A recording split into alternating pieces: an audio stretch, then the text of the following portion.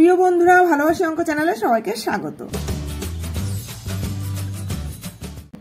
আজ আমরা নবম শ্রেণী গণিত অধ্যায় 11 এর কোষে দেখি 11.1 এর পার্ট 1 করব। অর্থাৎ আমরা আজ রাশি বিজ্ঞানের অধ্যায়টি শুরু করব। তো কোষে দেখি 11.1 এর অঙ্কে পৌঁছানোর আগে আমরা রাশি বিজ্ঞান কি, কেন এটা পড়ব এবং রাশি বিজ্ঞান সংক্রান্ত অঙ্কগুলো করতে গেলে যে যে বিষয়গুলো আমাদের আগে জানতে হবে সেগুলো সম্পর্কে সঠিক ধারণা লাভ করব। তাই প্রথমে আমরা জেনে নেব রাশি বিজ্ঞান কি। দেখো, গণিতের যে শাখায় সংখ্যাভিত্তিক তথ্য সংগ্রহ করে তার বিশ্লেষণ ও উপস্থাপন নিয়ে আলোচনা করা হয় এবং রৈখিক উপস্থাপন করা হয় তাকে বলা হচ্ছে রাশি বিজ্ঞান। দেখো, রাশি বিজ্ঞানের প্রয়োগ বর্তমানে বহুলভাবে প্রচলিত হয়েছে, কারণ যে কোনো দেশের অর্থনৈতিক, রাজনৈতিক, সামাজিক উন্নয়নের জন্য বিভিন্ন প্রকার সমীক্ষার মাধ্যমে কোনো বিষয়বস্তুর গুণাবলীর পরিমাণগত তথ্যের মাধ্যমে প্রকাশ করা হয়ে থাকে। আর এর জন্যই কিন্তু রাশি বিজ্ঞানের উৎপত্তি। যেমন একটা গ্রামের জনসংখ্যা কত সেটা সমীক্ষা করতে গেলে আমরা প্রথমে গ্রামের এক প্রান্ত থেকে শুরু করব, প্রত্যেক বাড়িতে যাব এবং সেই বাড়িতে সদস্য সংখ্যা কত আছে সেটা আমরা জেনে আমাদের একটা তালিকায় নথিভুক্ত করব। এবং সেখান থেকে যদি আমরা জেনে নিই কতজন সাক্ষর আছেন, কতজন নিরক্ষর আছেন এবং কতজন শিশু আছেন, কতজন প্রাপ্তবয়স্ক রয়েছেন, এইভাবে আমরা বিভিন্ন তথ্যের সমস্ত সংগ্রহ করে সেগুলোকে একটা খাতায় লিপিবদ্ধ করতে পারি। তার উপর ভিত্তি করে আমরা ওই গ্রামের সাক্ষরতার হার নির্ণয় করতে পারবো। তার উপর ভিত্তি করে ওই গ্রামের শিশু সংখ্যা, টোটাল শিশু সংখ্যা কত, প্রাপ্তবয়স্কের সংখ্যা কত, পুরুষ কত, নারী সংখ্যা কত, এইভাবে সমস্ত তথ্য জেনে নিলে আমাদের সেই গ্রামের উন্নয়ন ঘটাতে সহজ হবে।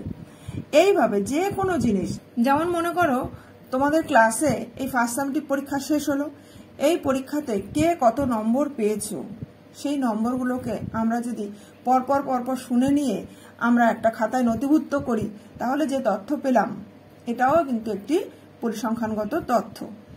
এইভাবে ক্লাসে কতজন আছো তাদের প্রত্যেকের বয়স হিসাব করে নিয়ে আমরা একটা তথ্য সংগ্রহ করতে পারি, ওজন হিসাব করে নিয়ে একটা তথ্য সংগ্রহ করতে পারি। এরকম বিভিন্ন ক্ষেত্রে আমরা তথ্য সংগ্রহ করতে পারি। তো এই যে বয়স, ওজন বা উচ্চতা, এইগুলোকে বলা হচ্ছে, এগুলো হচ্ছে পরিবর্তনশীল লক্ষণ, পরিমাপযোগ্য পরিবর্তনশীল লক্ষণ, তাই এইগুলোকে বলা হয় চল। তো এই চলের উপর ভিত্তি করে আমরা যে তথ্য প্রাথমিকভাবে সংগ্রহ করি সেগুলোকে বলা হয় প্রাথমিক তথ্য। যেমন মনে করো তোমাদের বিদ্যালয়ের 40 জন ছাত্রছাত্রীর গণিতে প্রাপ্ত নম্বর নিচে লেখা হচ্ছে। ক্রম অনুযায়ী পরপর আমরা জিজ্ঞাসা করে করে লিখে নিলাম। প্রথম 30, তারপর একজন পেয়েছে 23, 45, 40, এইভাবে 29, 34, 15, 1, 41, 12 আমরা এইভাবে পরপর 40 জনের নম্বর লিখে নিয়েছি। মোট পরীক্ষা হয়েছিল 50-এর মধ্যে, সেখানে কে কত পেয়েছে আমরা লিখে নিয়েছি। এই যে তথ্য আমরা সংগ্রহ করলাম, এই তথ্য প্রাথমিকভাবে এই যে তথ্য পেয়েছি এই তথ্যকে বলা হয় কাঁচা তথ্য। অর্থাৎ কোনো সমীক্ষাতে যে প্রাথমিকভাবে তথ্য সংগ্রহ করা হয় বা যে তথ্য প্রাথমিকভাবে সংগ্রহ করা হয় তাকে বলা হয় কাঁচা তথ্য বা র ডেটা বা প্রাইমারি ডেটা। এবার এই তথ্যগুলোকে, তাহলে এইগুলো হচ্ছে সব কাঁচা তথ্য, এই তথ্যগুলোকে যদি আমরা পরপর ক্রম অনুযায়ী সাজিয়ে লিখি তাহলে কিন্তু সেগুলোকে আমরা বলবো বিন্যস্ত তথ্য। অর্থাৎ বিন্যস্ত তথ্য বলতে কাঁচা তথ্যকে আমরা যদি ক্রম অনুযায়ী সাজিয়ে লিখি তাহলে তাকে বলা হচ্ছে বিন্যস্ত তথ্য। এবার এটার থেকে ক্রম অনুযায়ী সাজিয়ে লিখতে গেলে আমাদের প্রথম দেখতে হবে সব থেকে কম নম্বর কত। তো এখান থেকে দেখতে পাচ্ছি আমরা সব থেকে কম নম্বর হচ্ছে 1, তাহলে আমরা প্রথমে লিখলাম 1। এবার দেখতে হবে 1 আরো আছে কিনা, তাহলে পুরোটা খুঁজে দেখছি আমরা 1 আর নেই। এর পরবর্তী সংখ্যা তাহলে 2, দেখতে হবে এর মধ্যে 2 আছে নাকি, আর 2 কটা আছে, থাকলে কটা আছে। তাহলে এইভাবে আমরা খুঁজতে এখানে একটা 2 পেলাম। তারপর দেখো আবার এখানে আর একটা 2 পেলাম, তাহলে এখানে লিখলাম 2, এখানে আবার লিখলাম 2। এরপরে দেখতে হবে 3 আছে কিনা, থাকলে কটা আছে, তাহলে এখানে প্রথম লাইনে নেই, দ্বিতীয় লাইনে এই একটা 3, এই একটা 3, দুটো আর নেই, তাহলে আমরা পেলাম দুটো 3, তাহলে 3,3। এইভাবে দেখতে হবে 4 আছে কিনা, কটা আছে, পরপর পরপর লিখে আমাদের হাইয়েস্ট নাম্বার এখানে দেখতে হবে। সব থেকে বেশি রয়েছে দেখো আমি দেখতে পাচ্ছি 49, তাহলে 49 পর্যন্ত মোট কিন্তু 40 জনের নাম্বার এইভাবে ক্রম অনুযায়ী সাজিয়ে লিখতে হবে। তো এই ব্যাপারটা সাজিয়ে লেখাটা কিন্তু বারবার বারবার প্রত্যেকটা নাম্বারের মধ্যে আমাদের চেক করতে হচ্ছে যে পরপর পরপর কত আছে, এটা কিন্তু যথেষ্ট কষ্টসাধ্য ব্যাপার। তাই এইটাকে যদি আমরা আরো একটু সহজ করে নিতে পারি, সেই জন্য করা হচ্ছে কি, এই যে তথ্যগুলো পেয়েছি এই তথ্যের মধ্যে আমরা প্রথমে এর সর্বনিম্ন মান আর সর্বোচ্চ মান নির্ণয় করব। তাহলে সর্বনিম্ন মান আমরা পেয়ে গেছি, সর্বনিম্ন মান আমরা পেয়েছি 1, আর সর্বোচ্চ মান দেওয়া আছে 49। তাহলে সর্বোচ্চ মান থেকে সর্বনিম্ন মান বিয়োগ করলে যেটা পাবো সেটা হচ্ছে এই তথ্যের প্রসার বা বিস্তার। এই তথ্যের বিস্তার বা প্রসার হলো তথ্যগুলির সর্বোচ্চ মান মাইনাস সর্বনিম্ন মান, অর্থাৎ 48 পেলাম আমরা এখানে, 49 বিয়োগ 1 48, অর্থাৎ এই তথ্য 48-এর মধ্যেই বিরাজ করছে, 1 থেকে শুরু করে 49 পর্যন্ত রয়েছে। তো এই যে প্রসার পেলাম, এই প্রসারকে যদি আমরা কতগুলো ভাগে ভাগ করে নিই, তাহলে সেই প্রত্যেকটা ভাগকে বলা হয় এক একটি শ্রেণী বা শ্রেণী অন্তর। তাহলে আমরা কটা ভাগে ভাগ করব, এটাকে মনে করো আমরা যদি 5টি ভাগে ভাগ করে নিই, তাহলে দেখো 5টি ভাগে ভাগ করে নিলে এখানে আমরা এক একটা ভাগে পাচ্ছি, এখানে দেখো 48/5, 5 দিয়ে যদি একে ভাগ করি তাহলে 48কে ভাগ করলে 5 নং 45, এখানে হচ্ছে 3 দশমিক দিয়ে 0, 5 ছক 30, দশমিকে এসে যাচ্ছে, পূর্ণ সংখ্যায় আসছে না। তাই সেক্ষেত্রে আমরা কিন্তু শ্রেণীগুলোকে পূর্ণ সংখ্যায় রাখার জন্য একটু সুবিধা মতো প্রয়োজনে আমরা সর্বনিম্ন মানের থেকেও কম মান থেকে শুরু করতে পারি এবং সর্বোচ্চ মানেরও বেশি মানে গিয়ে শেষ করতে পারি। যেমন এখান থেকে আমরা ইচ্ছে করলে 0 থেকে শুরু করতে পারি, 50-এ গিয়ে শেষ করতে পারি। তো এইভাবে আমরা কতগুলো শ্রেণীতে ভাগ করব। আমরা তাহলে প্রথমে শ্রেণীগুলোকে লিখে নিচ্ছি। এখানে লিখছি প্রথমে মনে করি 1 থেকে 10, তারপরের শ্রেণীটা মনে করছি 10, 11 থেকে 20, 21 থেকে 30, 31 থেকে 40, 41 থেকে 50।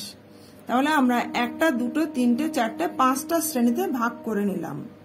এক্ষেত্রে এই শ্রেণীর এই যে দুই পাশে দুটো মান লিখেছি, এটা নিম্ন মান, এটা হচ্ছে ঊর্ধ্ব মান। এই প্রান্তস্থ মান দুটিকে বলা হয় শ্রেণীর সীমা। এই শ্রেণীর সীমার নিম্ন মানকে বলা হয় নিম্ন সীমা আর ঊর্ধ্ব মানকে বলা হয় ঊর্ধ্ব সীমা। এখানে প্রথম শ্রেণীর নিম্ন সীমা 1, ঊর্ধ্ব সীমা হচ্ছে 10, দ্বিতীয় শ্রেণীর নিম্ন সীমা 11, ঊর্ধ্ব সীমা হচ্ছে 20। এইভাবে আমরা শ্রেণীগুলো লিখেছি। এখন আমরা এই তথ্যগুলির থেকে এক একটি করে নাম্বার দেখব কোন শ্রেণীতে বসে, সেই শ্রেণীতে আমরা ট্যালি মার্ক দেব, তারপর আমরা পরিসংখ্যা নির্ণয় করব। তাহলে প্রথম আমাদের রয়েছে 30। এখন এই 30টাকে আমরা দেখো কোন শ্রেণীতে বসাতে পারি। এখানে আমরা দেখতে পাচ্ছি 21 থেকে 30, এই শ্রেণীর মধ্যেই 30 রয়েছে, তাহলে এই শ্রেণীতে আমরা একটা ট্যালি মার্ক দিলাম। এর পরবর্তী নাম্বার রয়েছে 23, তাহলে 23টাকে কেটে দিয়ে আমরা দেখব কোথায় বসবে এটা। 23ও দেখো 21 থেকে 30-এর মধ্যেই 23 পাবো, অর্থাৎ এই শ্রেণীতেই বসবে 23, তার জন্য ট্যালি মার্ক দিলাম। এরপরে রয়েছে আমাদের 45, 45টাকে কেটে দিলাম। এবার আমরা এখানে 45 বসাবো, দেখো 41 থেকে 50, এই শ্রেণীর মধ্যে বসবে 45, এখানে ট্যালি মার্ক দিয়ে দিলাম। তারপরে রয়েছে 40 বসবে, দেখো এখানে রয়েছে 31 থেকে 40 যেখানে রয়েছে, এর মধ্যে 40 সংখ্যাটি এইখানে বসবে, তাই এখানে ট্যালি মার্ক দিলাম। তারপরেরটা রয়েছে 29 হচ্ছে 21 থেকে 30, এই শ্রেণীর মধ্যে বসবে 29। নেক্সট নাম্বার রয়েছে 34, তাহলে 34কে আমরা বসাবো 31 থেকে 40, এই শ্রেণীর মধ্যে। তারপরে রয়েছে 15, 15কে আমরা বসাবো 11 থেকে 20 এই শ্রেণীতে। এরপরে রয়েছে 1, 1 তো দেখতেই পাচ্ছ প্রথম শ্রেণীতে বসবে। এরপরে রয়েছে 41, 41 আমরা দেখতে পাচ্ছি শেষের শ্রেণীতে রয়েছে 41, তাহলে এখানে 41 বসিয়ে দিলাম। নেক্সট রয়েছে আমাদের 12, 12 বসবে, তাহলে দেখো 11 থেকে 20 এই শ্রেণীর মধ্যে, এখানে 12 এর জন্য দাগ দিয়ে দিলাম। এইভাবে আমরা প্রত্যেকটা নাম্বারকে, এখানে 11 কে কেটে দিলাম, 11 বসবে 11 থেকে 20 এই শ্রেণীতে। তারপর রয়েছে 12, 12 বসবে 11 থেকে 20 এই শ্রেণীতে। এরপরে রয়েছে 49, 49 বসবে দেখো 41 থেকে 50 এই শ্রেণীতে। এরপরে রয়েছে 3, 3 বসবে প্রথম শ্রেণীতে। 13, 13 বসবে দ্বিতীয় শ্রেণীতে। এবার দ্বিতীয় শ্রেণীতে যখন আমরা বসাবো দেখতে পাচ্ছি এখানে 4টে দাগ হয়ে গেছে, পঞ্চম দাগ আমরা ক্রস করে দেব যাতে আমাদের গুনতে সহজ হয়। এরপরে হচ্ছে নাম্বার 2 রয়েছে, এই 2 নাম্বার বসবে প্রথম শ্রেণীতে। তারপরে 29, দেখো 29 বসবে এখানে 21 থেকে 30 এই শ্রেণীতে। এরপরে রয়েছে 30, তাহলে 30 কে কেটে দিয়ে আমরা এখানে লিখছি 21 থেকে 30 এই শ্রেণীর মধ্যে। এখানেও যেহেতু 4টে দাগ হয়ে গেছে, পঞ্চম দাগ আমরা ক্রস করে দেব, তাহলে আমাদের গুনতে সুবিধা হবে। তারপরে রয়েছে 24, 24 তাহলে বসবে 21 থেকে 30 এই শ্রেণীর মধ্যেই, এখানে একটি দাগ দিয়ে দিলাম। তারপর রয়েছে 29, 29ও এই শ্রেণীতে বসছে। এরপরে রয়েছে 25, 25 বসবে 21 থেকে 30 এই শ্রেণীর মধ্যে। তারপরে রয়েছে 3, 3 বসবে প্রথম শ্রেণীতে। তারপরে 13, 13 বসবে দ্বিতীয় শ্রেণীতে। 32, 32 বসবে চতুর্থ শ্রেণীতে, এখানে 32। তারপরে হচ্ছে 39, 39ও বসবে চতুর্থ শ্রেণীতে। তারপরে 19, 19 11 থেকে 20 এর মধ্যে পাবো, তাই এখানে দাগ দিলাম। তারপর 49, 49 একদম শেষে, তাহলে এখানে 41 থেকে 50 এই শ্রেণীর মধ্যে এখানে বসবে 49। নেক্সট রয়েছে 7, 7 কে কেটে দিয়ে আমরা এবার লিখছি 1 থেকে 10 এর মধ্যে এখানে বসবে, তাই এখানে আমরা একটা ক্রস দাগ দিয়ে দিলাম যেহেতু এটা পঞ্চম দাগ। এবার 43, 43 তাহলে বসবে আমাদের 41 থেকে 50 এর মধ্যে, এখানে 4টে হয়ে গেছে, পঞ্চম দাগটি ক্রস দিয়ে দিলাম। তারপরে রয়েছে 9, 9 কে কেটে দিয়ে আমরা প্রথম শ্রেণীতে লিখলাম। এরপরে 41, 41 বসবে শেষের শ্রেণীতে। তারপরে 13, 13 বসবে দ্বিতীয় শ্রেণীতে। তারপরে 2, 2 হচ্ছে প্রথম শ্রেণীতে। 44, 44 শেষের শ্রেণীতে। তারপরে 27, 27 আমরা এখানে বসাবো 21 থেকে 30 এই শ্রেণীতে। তারপরে 12, 12 বসবে এখানে দ্বিতীয় শ্রেণীতে। 22 এই তৃতীয় শ্রেণীতে, যেহেতু 4টে হয়ে গেছে পঞ্চম দাগ আমরা ক্রস করে দিলাম। এবার 32, 32 বসবে এই শ্রেণীতে। তারপরে 25, 25 বসবে এই শ্রেণীতে। আর 31 বসবে এই শ্রেণীতে। ট্যালি মার্ক আমাদের দেওয়া হয়ে গেল। এবার আমরা খুব সহজেই এখান থেকে গুনে নিয়ে পরিসংখ্যা লিখে ফেলতে পারবো। দেখো এখানে 5 আর 2 7, 5 আর 4 9, 5 আর 5 10 আর 1 11, 5 আর 1 6, এখানে 5 আর 2 7। এই হলো আমাদের পরিসংখ্যা বিভাজন ছক। মোট পরিসংখ্যা এবার আমরা গুনে দেখব, মোট পরিসংখ্যা আমাদের কত হলো। 6 আর 7 13 আর 1 14, 14 আর 9 23 আর 7 30 শূন্য, হাতে থাকে 3 আর 1 4, 40। তাহলে মোট আমরা 40 জন ছাত্রছাত্রীর নম্বর নিয়ে সমীক্ষা করছিলাম, তাই এখানে মোট পরিসংখ্যা 40 হবে। এখন দেখো আমরা এই যে শ্রেণীগুলোতে ভাগ করেছিলাম, এই শ্রেণীগুলোকেই বলা হয় শ্রেণী অন্তর। প্রত্যেকটা শ্রেণীকেই বলা হচ্ছে শ্রেণী অন্তর। এই শ্রেণী অন্তরের সংখ্যা কটা হতে পারে?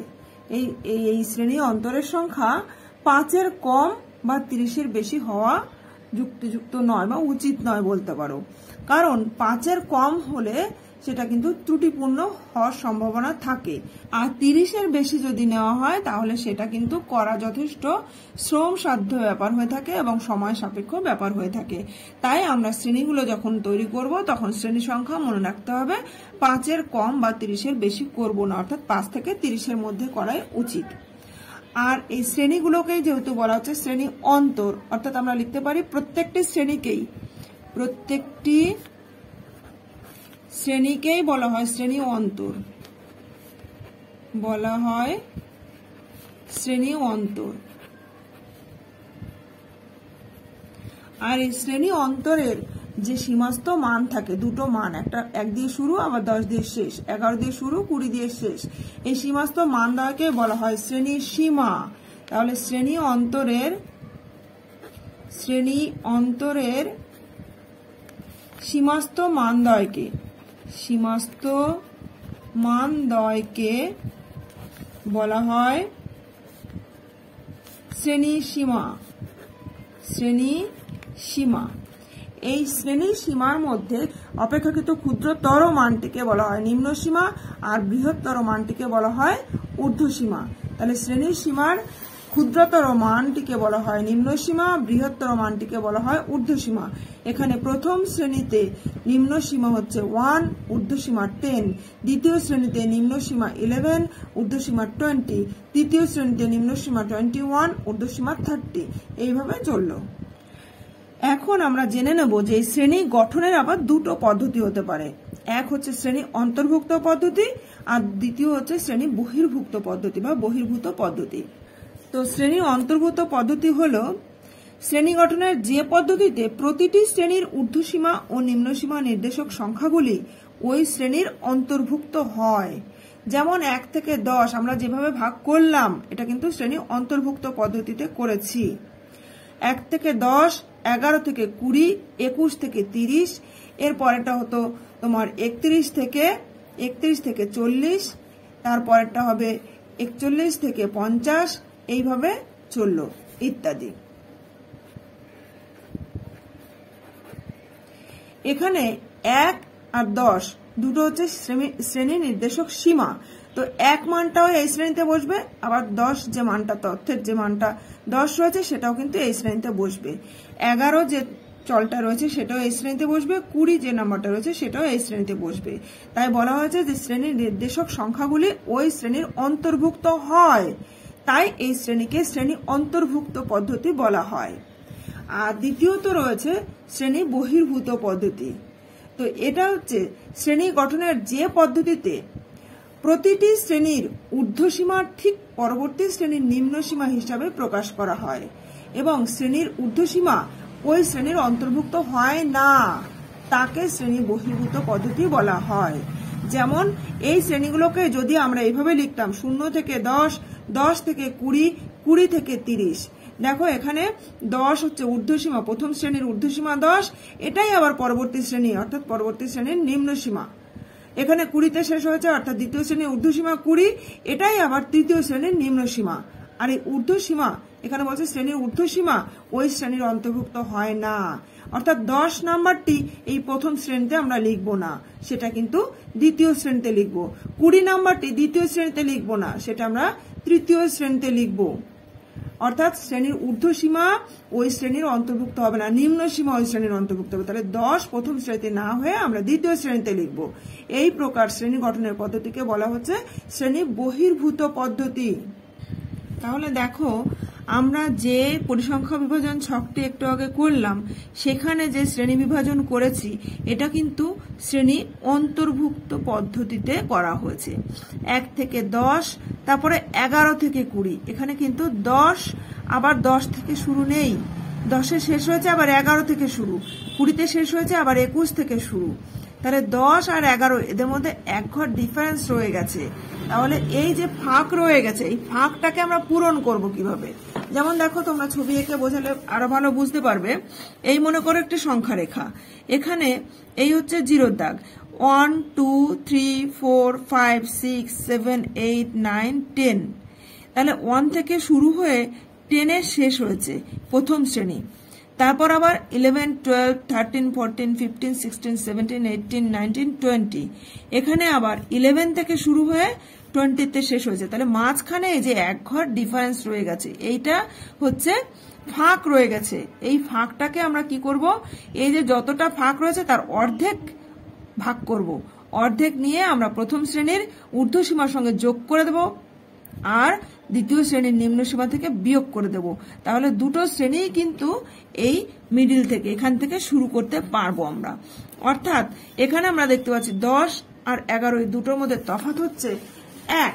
যেমন প্রত্যেকটা শ্রেণীতে 20 আর 21 এই দুটোর মধ্যে তফাৎ হচ্ছে 1, অর্থাৎ এই যে ফাঁক রয়েছে সেই ফাঁকটাকে যদি আমরা ডি দ্বারা প্রকাশ করি, অর্থাৎ কোন শ্রেণীর ঊর্ধ্বসীমা এবং তার ঠিক পরবর্তী শ্রেণীর নিম্ন সীমার অন্তরকে যদি ডি দ্বারা প্রকাশ করা হয়, তাহলে তার অর্ধেক অর্থাৎ d/2 বের করে নেব। তারপরে আমরা কোন শ্রেণীর ঊর্ধ্বসীমার সঙ্গে সেই d/2 যোগ করে দেব আর নিম্ন সীমা থেকে d/2 বিয়োগ করে দেব। করে দিয়ে আমরা শ্রেণীর সীমানা তৈরি করব।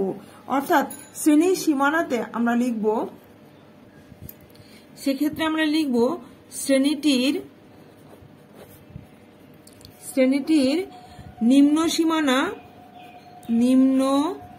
সীমানা সমান হচ্ছে এই নিম্ন সীমা তার থেকে আরো বিয়োগ করে দিচ্ছি d/2, তাহলে নিম্ন সীমা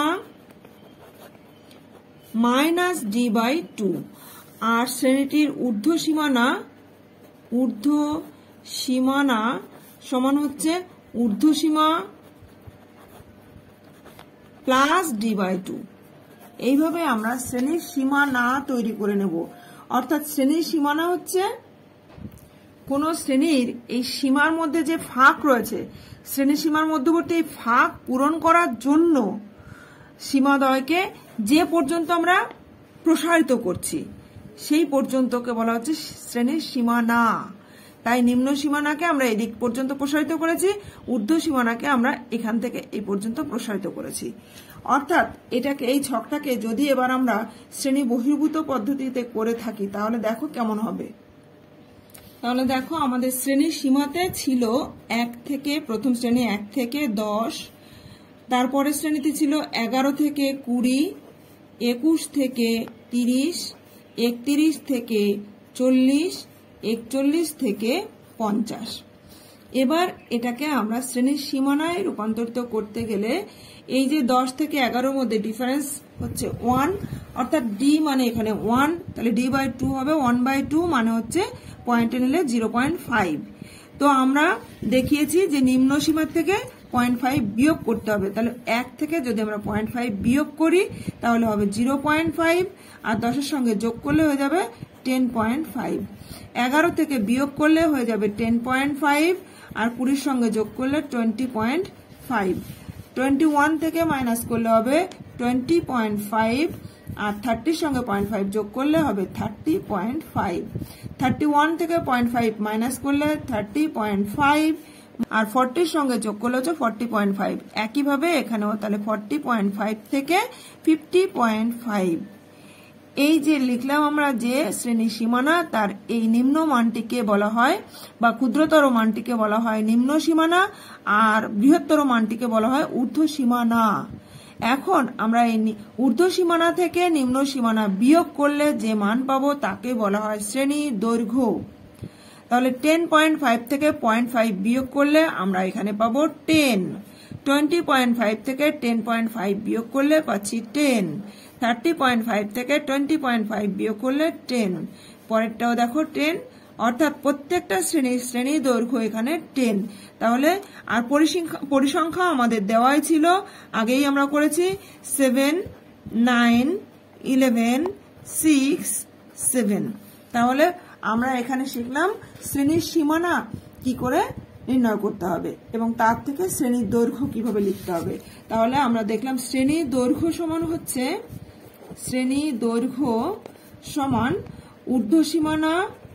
ঊর্ধ্ব সীমানা মাইনাস নিম্ন সীমানা। শ্রেণী ঊর্ধ্ব সীমানা মাইনাস নিম্ন সীমানা। আর যদি শ্রেণী বহির্ভূত পদ্ধতিতে করা থাকে সেক্ষেত্রে কিন্তু আমাদের শ্রেণী ঊর্ধ্বসীমা মাইনাস নিম্ন সীমা করলেই আমরা শ্রেণী দৈর্ঘ্য পাবো।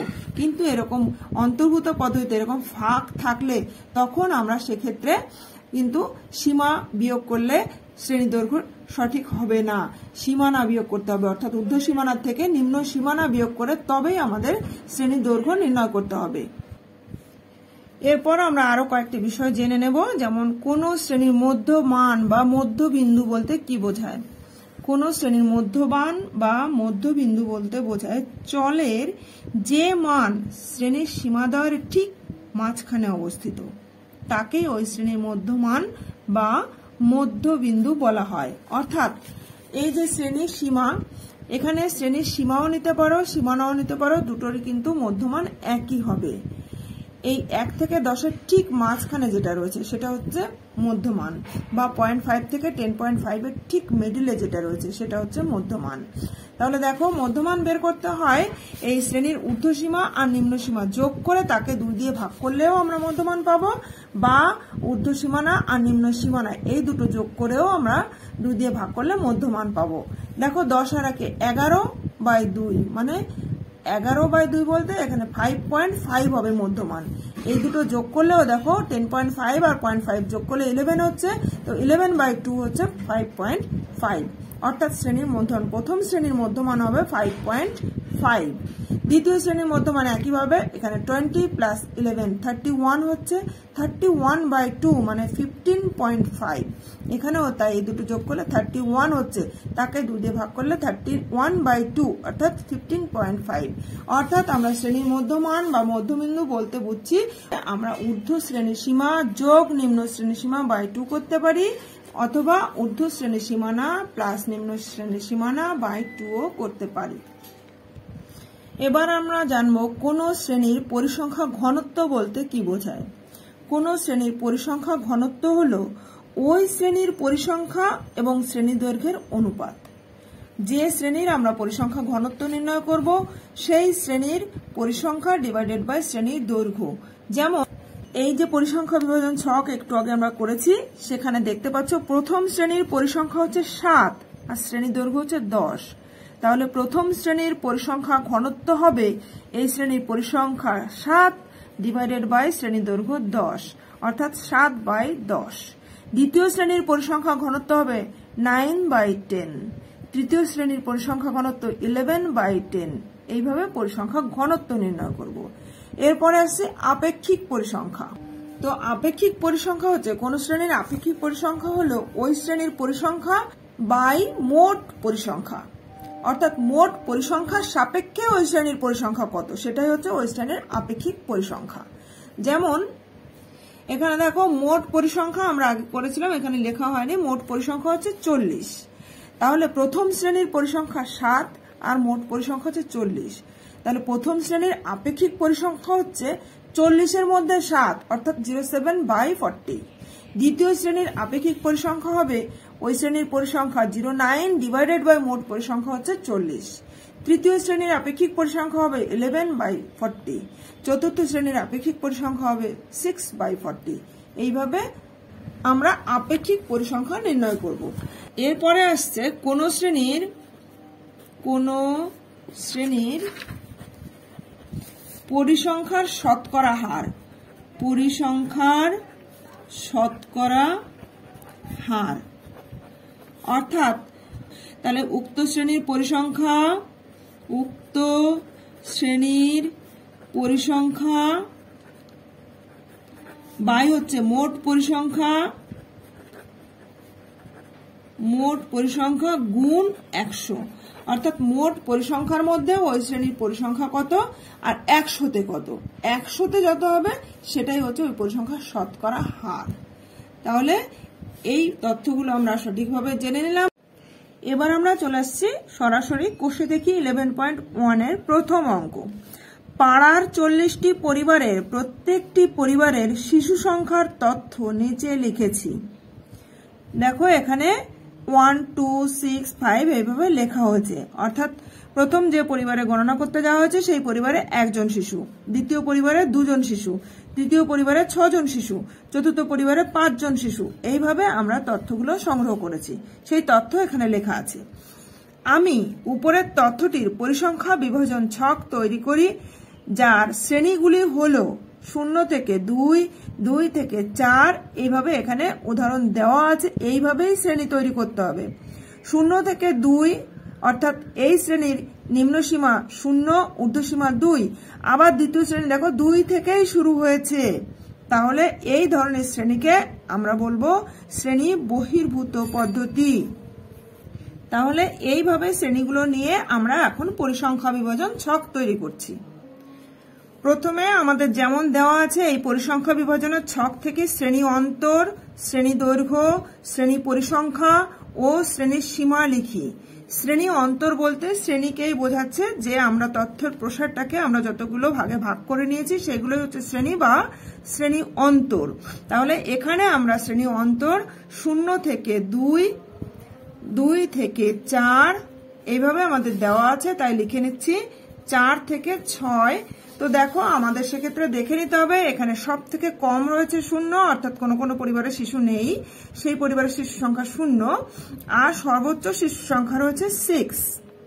তাহলে এই যে শ্রেণীগুলো রয়েছে যেহেতু এখানে উল্লেখ করে দেওয়া আছে 0 থেকে 2, 2 থেকে 4 অর্থাৎ শ্রেণী বহির্ভূত পদ্ধতি, এক্ষেত্রে কিন্তু উচ্চ সীমাটা আমরা ওই শ্রেণীর অন্তর্ভুক্ত করব না, অর্থাৎ 2 যেটা যে তথ্যটি রয়েছে সেই 2কে আমরা এই প্রথম শ্রেণীতে না রেখে দ্বিতীয় শ্রেণীতে রাখবো। তাহলে একইভাবে এখানে 4কে কিন্তু আমরা এই উচ্চ সীমার এই শ্রেণীতে না রেখে 4কে আমরা এই শ্রেণীতে রাখবো। তাহলে 6কে আমাদের পরবর্তী শ্রেণীতে নিতে হবে, তাই আমরা আরেকটি শ্রেণী এখানে লিখে নিচ্ছি 6 থেকে 8। এবার এই শ্রেণীগুলোর দৈর্ঘ্য নির্ণয় করতে হবে, যেহেতু এটা শ্রেণী বহির্ভূত পদ্ধতিতেই রয়েছে, তাহলে শ্রেণী দৈর্ঘ্য হবে ঊর্ধ্বসীমা মাইনাস নিম্নসীমা, অর্থাৎ 2 - 0 মানে শ্রেণী দৈর্ঘ্য 2, 4 - 2 অর্থাৎ 2, 6 - 4 অর্থাৎ 2, 8 - 6 মানে 2। এখন আমরা এক এক করে ট্যালি মার্ক দিয়ে শ্রেণী পরিসংখ্যা নির্ণয় করব। তাহলে প্রথম রয়েছে 1, 1টাকে আমরা এই 0 থেকে 2 এই শ্রেণীর মধ্যে বসাবো, তাই এখানে একটি ট্যালি মার্ক দিলাম। এরপরে রয়েছে 2, 2টাকে আমরা 0 থেকে 2 এর মধ্যে বসাবো না, কারণ এটা কিন্তু শ্রেণী বহির্ভূত পদ্ধতিতে শ্রেণী করা আছে, তাই 2 কিন্তু ঊর্ধ্বসীমায় না বসে নিম্ন সীমা যে শ্রেণীতে রয়েছে সেখানে বসবে, অর্থাৎ 2 এই শ্রেণীতে বসবে। তাহলে এখানে আমরা বসালাম 2 এর ট্যালি মার্ক দিলাম। এবার হচ্ছে 6, একইভাবে 6 তাহলে শেষের শ্রেণীতে বসবে, তাহলে আমরা এখানে দাগ দিলাম। তারপরে রয়েছে 5, 5 বসাবো আমরা 4 থেকে 6 এই শ্রেণীর মধ্যে, তাহলে এখানে দাগ দিলাম। এরপরে রয়েছে 1, 1 প্রথম শ্রেণীতে, 5, 5 হচ্ছে তৃতীয় শ্রেণীতে, 1 প্রথম শ্রেণীতে, 3 দ্বিতীয় শ্রেণীতে, 2 দ্বিতীয় শ্রেণীতে, 6 শেষের শ্রেণীতে, এই 2 দ্বিতীয় শ্রেণীতে, 3 দ্বিতীয় শ্রেণীতে, এখানে 4টা দাগ হয়ে গেছে তাই আমরা ক্রস মার্ক দিয়ে দিলাম। এবার 4 এখানে এই শ্রেণীতে বসবে, তারপর 2 দ্বিতীয় শ্রেণীতে, 0 প্রথম শ্রেণীতে, 4 এই শ্রেণীতে, 4 ক্রস মার্ক দিয়ে দিলাম। 3 এখানে এই শ্রেণীতে বসবে, 2 দ্বিতীয় শ্রেণীতে, 2 দ্বিতীয় শ্রেণীতে, 0 প্রথম শ্রেণীতে, ক্রস মার্ক দিয়ে দিলাম। 0 প্রথম শ্রেণীতে, 1 প্রথম শ্রেণীতে, 2 এখানে বসবে দ্বিতীয় শ্রেণীতে, ক্রস মার্ক দিলাম। এই 2 দ্বিতীয় শ্রেণীতে, 4 তৃতীয় শ্রেণীতে, 3 দ্বিতীয় শ্রেণীতে, 2 দ্বিতীয় শ্রেণীতে, 1 প্রথম শ্রেণীতে, 0 প্রথম শ্রেণীতে, 5 বসবে তৃতীয় শ্রেণীতে, 1 প্রথম শ্রেণীতে ক্রস মার্ক দিলাম। 2 এখানে দ্বিতীয় শ্রেণীতে, 4 তৃতীয় শ্রেণীতে, 3 দ্বিতীয় শ্রেণীতে ক্রস মার্ক দিলাম। 4 তৃতীয় শ্রেণীতে, 1 প্রথম শ্রেণীতে, 6 শেষ শ্রেণীতে, 2 দ্বিতীয় শ্রেণীতে, 2 দ্বিতীয় শ্রেণীতে। আমরা দাগ দিয়ে নিয়েছি। এবার আমরা সহজেই ট্যালি মার্ক থেকে গণনা করে পরিসংখ্যা নির্ণয় করতে পারবো। 5, 5, 10 আর 1 11, 5, 5, 10 আর 5 15 আর 2 17, 5 আর 4 9, এখানে 3। এবার আমাদের এখানে রয়েছে শ্রেণীর সীমা। অ্যাকচুয়ালি শ্রেণীর সীমা আর শ্রেণীর অন্তর একই, অর্থাৎ শ্রেণী অন্তর হচ্ছে যে ভাগে ভাগ করা হয়েছে, আর এই শ্রেণী অন্তরের যে প্রান্তস্থ মানদ্বয় এদেরকে বলা হয় শ্রেণীর সীমা। তার মধ্যে প্রান্তস্থ মানদ্বয়ের মধ্যে যেটা নিম্নমান সেটাকে বলা হয় নিম্ন সীমা, আর যেটা বৃহত্তর মান সেটাকে বলা হয় ঊর্ধ্ব সীমা। তাহলে এখানে নিম্ন সীমা, প্রথম শ্রেণীর নিম্ন সীমা 0, ঊর্ধ্ব সীমা 2, অর্থাৎ শ্রেণী সীমা 0 থেকে 2 এর মধ্যে। একইভাবে পরেরটা 2 থেকে 4, 4 থেকে 6, 6 থেকে 8। তাহলে এখানে আমাদের পরিসংখ্যা বিভাজন ছক হয়ে গেল। আমরা এখানে মোট পরিসংখ্যাটা দেখব আমাদের ঠিক আছে কিনা। মোট পরিসংখ্যা এই কটা যোগ করে দেখছি। 9 আর 3 9, 10, 11, 12, 12 আর 7 19, 19 আর 1 20, শূন্য হাতে থাকে 2, 3, 4, তাহলে 40। দেখো আমাদের কিন্তু 40টি পরিবার নিয়েই তথ্যগুলো সংগ্রহ করা হয়েছিল, অর্থাৎ মোট পরিসংখ্যা হচ্ছে 40। তাহলে অঙ্কটি আমাদের সুন্দরভাবে মিলে গেছে। এইভাবেই আমরা পরিসংখ্যা বিভাজন ছক তৈরি করব। তাহলে আজ এ পর্যন্তই রইল। এর পরবর্তী ক্লাসে আমরা 2 থেকে অঙ্কগুলো শুরু করব। তো পরবর্তী ক্লাসগুলো কন্টিনিউ করার জন্য এখনো যারা চ্যানেলটিকে সাবস্ক্রাইব করেনি অবশ্যই চ্যানেলটিকে সাবস্ক্রাইব করে নিও। পাশে থাকা বেল আইকনের অল বাটনটি প্রেস করে দিও, যাতে আমি ভিডিও আপলোড করার সঙ্গে সঙ্গে তোমাদের কাছে নোটিফিকেশন পৌঁছে যায়। ভালো লাগলে একটা লাইক করে দিও, বন্ধুদের মধ্যে বেশি বেশি করে শেয়ার করে দিও। কোথাও বুঝতে অসুবিধা হলে বা ভিডিওটি কেমন লাগলো কমেন্ট করে জানিও।